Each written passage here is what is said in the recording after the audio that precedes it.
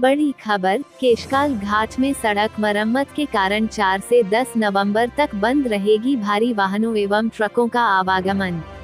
वैकल्पिक मार्ग के रूप में भारी वाहन केशकाल विश्रामपुरी चौक से विश्रामपुरी, बोरई, नगरी होकर धमतरी मार्ग का कर सकते हैं उपयोग, और एक अन्य वैकल्पिक मार्ग माकड़ी ढाबा से भानु प्रतापपुर, नारायणपुर से कोंडागांव आ सकते हैं भारी वाहन। केशकाल घाट पर उक्त अवधि में बसें एवं 4 पहिया वाहनों का रहेगा आवागमन जारी।